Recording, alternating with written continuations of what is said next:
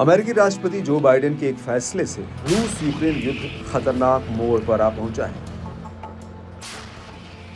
Joe Biden ने काफी समय बाद यूक्रेनी राष्ट्रपति की मांग को मान लिया है।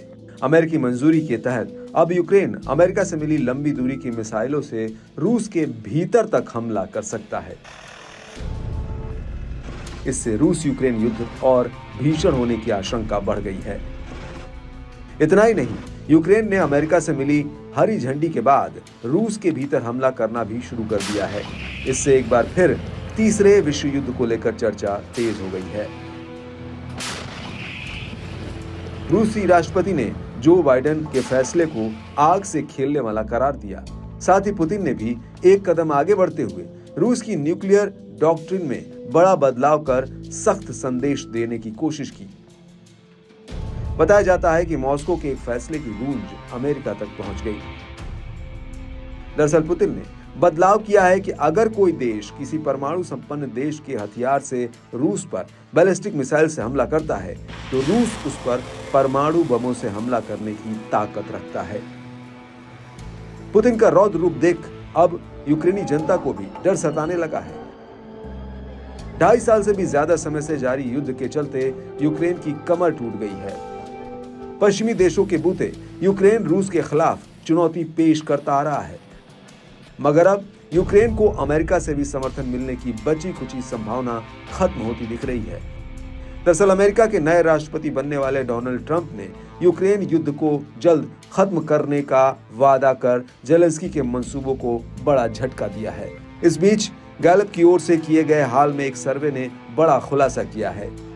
सर्वे के आंकड़ों की माने तो अधिकतर यूक्रेन वासी अब शांति वार्ता के माध्यम से रूस के साथ चल रहे संघर्ष को तेजी से खत्म करने के इच्छुक हैं। अपनी नई रिपोर्ट में अमेरिकी पोलस्टर ने बताया 52% यूक्रेनियों का मानना है कि कीव को युद्ध को जल्द से समाप्त करने के लिए शांति वार्ता करनी चाहिए।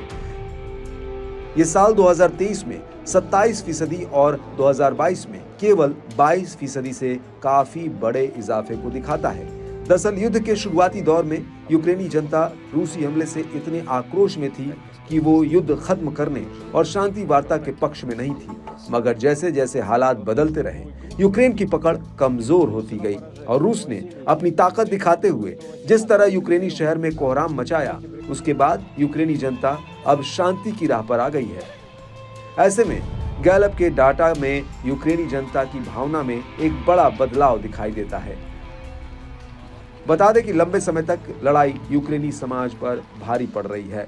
रिपोर्ट में बताया गया कि राजनयिक समाधान की वकालत करने वाले यूक्रेन वासियों की बढ़ती संख्या संघर्ष से बढ़ती थकान की ओर इशारा करती है।